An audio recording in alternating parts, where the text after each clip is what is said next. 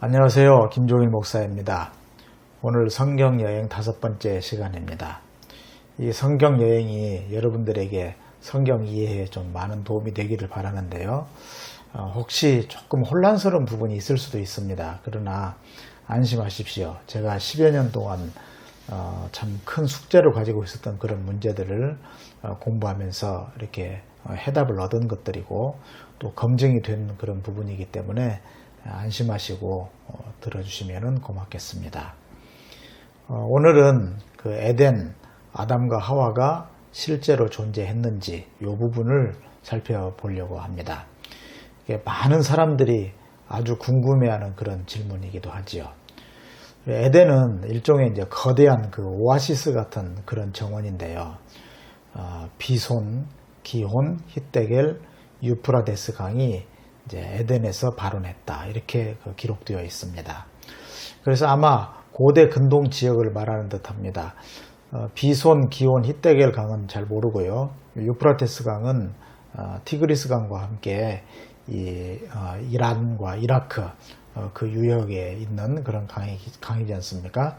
그래서 아마도 고대 근동 지역을 말하는 것으로 그렇게 생각이 됩니다. 그런데 문제는 그 인류학이나 고고학적으로 이 에덴이나 그리고 아담과 하와가 실제로 있었다라고 입증할 만한 그런 증거가 이제 전혀 없다는 것입니다. 그래서 상상의 장소로 그렇게 생각하는 것이 맞겠다 싶습니다. 과거의 사람들은 실제 했을 것으로 에덴 동산이나 아담과 하와가 실제로 존재했을 거라고 생각했겠지만은 현대인들은 굳이 그렇게 생각할 필요가 없습니다. 그래서 에덴 이야기는 하나님의 계시를 알리는 일종의 신학적인 산물이다. 그리고 신화적인 방식으로 서술되었다는 점을 우리가 명심하셔야 됩니다. 그런 증거들을 좀 말씀드리려고 하는데요. 예를 들면 이제 뱀이 말을 하지 않습니까? 이 뱀이 말을 한다는 것이 이게 아주 맞지 않습니다. 그리고 또 흙을 먹게 되었다. 이 뱀이 실제로 흙을 먹지 않지 않습니까? 이것은 다 상징적인 그런 이야기이고 설화, 우화 이런 이야기 형식으로 어떤 메시지를 전하기 위해서 하는 일종의 이야기이기 때문에 뱀이 말을 한다든지 하는 그런 방식으로 이렇게 서술하고 있습니다. 또한 아담이 배필을 찾는데요. 짐승들 중에서 처음에 하나님께서 찾도록 하셨다 이렇게 되어 있어요. 이게 너무너무 이치에 맞지 않지 않습니까? 그런데 왜 그런 이야기가 쓰여 있냐면은 아담의 진정한 배필은 짐승이 아니고 사람이어야 한다. 그리고 여자여야 한다. 아담이 남자라면 여자여야 한다 하는 그런 점을 부각시키기 위해서 그런 메시지를 주기 위해서 그런 이야기 형식으로 말한 것이다. 이렇게 보아야 하겠습니다. 그래서 아담과 하와가 실존한 인물이 아니었다 보는 것이 타당합니다. 그래서 인류의 기원은 고인류학이나 생물학이나 이런 분야에서 규명해야 되는 그런 것이다. 이렇게 이해하시면 좋겠습니다. 참고로 지금 고인류학에서 인류의 기원을 밝히기 위해서 많은 화석 연구 같은 걸 하고 있지 않습니까? 보면은 이제 오스트랄로피테쿠스라든지 호모 에렉투스, 네안데르탈인, 그래서 결국에는 호모사피엔스가 출현하는 이런 고인류학의 그런 연구들이 많이 있습니다. 앞으로 얼마만큼 더 밝혀질지는 모르겠습니다만은 좀 더 우리가 더 많은 그런 지식과 정보를 얻을 수 있을 것이라고 그렇게 생각이 듭니다. 참고로 이 성경의 에덴 동산은 요한계시록에 나오는 이 새하늘과 새 땅, 신천, 신지와 이렇게 좀 유사한 점이 있습니다. 요한계시록에 보면은 종말에 성취될 새하늘과 새 땅이 이렇게 나오지 않습니까? 에덴 동산과 상당히 유사한 그런 형태를 띠고 있습니다. 예를 들면은 강이 흐릅니다. 그리고 생명나무가 있습니다. 물론 똑같지는 않은데 비슷한 그런 면이 있는 것이죠. 그래서 처음 시작했던 에덴 동산도 이상적인 곳이었다면 마지막 새하늘과 새 땅은 더 이상적인 거기에는 선악과 나무도 없고요. 또 뱀도 없는 그런 곳이겠죠. 그래서 아주 이상적인 그런 곳으로 그렇게 말하고 있습니다. 둘 다 오아시스를 이렇게 모티브로 하고 있습니다. 그것은 저자들이 살았던 그 중동 지역의 그런 삶과 그 연관이 되었기 때문입니다. 아무튼 당시의 그 독자들 그리고 청자들이 가장 이해하기 쉬운 그러한 소재, 그런 환경으로 하나님의 말씀을 전한 것이다. 이렇게 이해하시면 좋겠습니다. 그런데 우리가 좀 재밌는 것은 이 에덴 동산은 성전과 상당히 그 유사한 점이 있습니다. 예를 들면 아담은 이제 경작할 그런 그 의무가 있었는데요. 이 경작한다, 아바드, 이 뜻은 성전을 봉사하는 그런 그 레위인들이 하는 성전의 직무와 같은 그런 말이라고 합니다. 그래서 아담의 역할을 제사장의 역할이다 이렇게 보기도 하고요. 또 이 에덴 동산의 구조가 성전의 구조와 좀 유사한 점이 있습니다. 그래서 에덴 한가운데는 일종의 지성소라 볼 수 있고, 또 에덴은 성소, 그리고 동산은 성전뜰, 이렇게 이해하시면 좋겠는데요.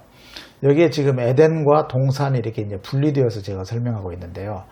성경을 엄밀히 읽어보면요. 창세기 2장 10절에 에덴에서 흘러나와 동산을 적시고 이렇게 되어 있습니다. 그러니까 에덴이 가장 가운데라고 볼 수 있겠죠. 그리고 이제 그 옆에 가든이 있는 것입니다. 그걸 그냥 통칭해서 에덴 동산이다, 그렇게 말을 하기도 합니다. 또한 재밌는 것은 우리가 에덴의 동쪽이란 말 하지 않습니까? 에덴의 동쪽으로 이제 쫓겨나는 거예요. 그 동쪽에 이제 문이 있는 거죠. 마찬가지로 성전도 그 동쪽에 그 문이 있습니다. 그래서 구조가 이제 상당히 그 유사하다, 이렇게 보는 것이죠.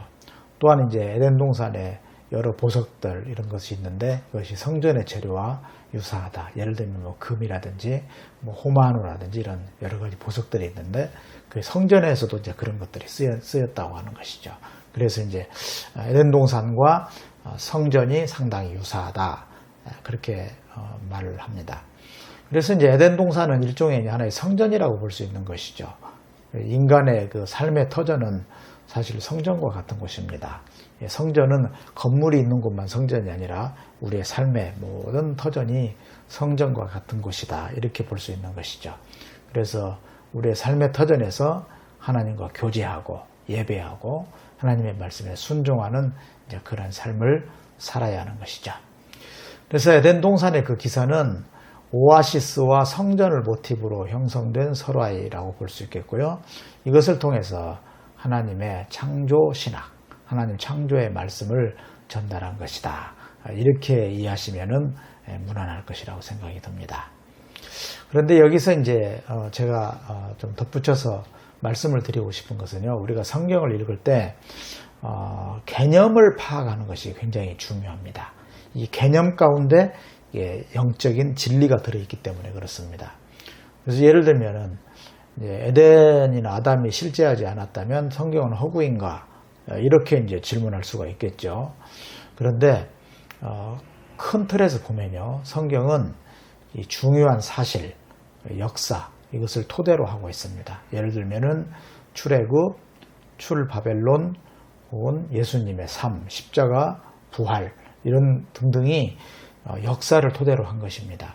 그런데 모든 기사가 다 사실만은 아니다. 에덴 동산 이야기라든지 최초의 그 창세기 1장의 천지창조 이야기라든지 이것이 사실을 그대로 기록한 것은 아니기 때문에, 그래서 성경에는 뭐 대하문학도 있고 또 전쟁기라고 하는 그런 장르도 있고 뭐 왕명록 이런 것도 있지 않습니까? 그래서 이제 사실 그대로를 말하는 것이라기보다는 어떤 사실이 있긴 있는데 그 사실을 모티브로 해서 그것으로 영적인 진리를 전하는 그런 방식으로 성경이 많은 부분이 쓰여져 있습니다. 그래서 성경을 읽을 때 그 성경의 그 기사들이 어떤 진리를 가지고 있는가, 왜냐면은 성경의 기사들은 그 진리, 그 개념을 말해주기 때문입니다. 그래서 진리, 그 개념을 잘 파악을 해야 합니다. 왜냐하면 그 진리들이 바로 이 구원을 이루는 그러한 초석이기 때문에 그렇습니다. 자, 예를 들면은 책상이라는 개념이 있어야 책상을 만들 수가 있습니다.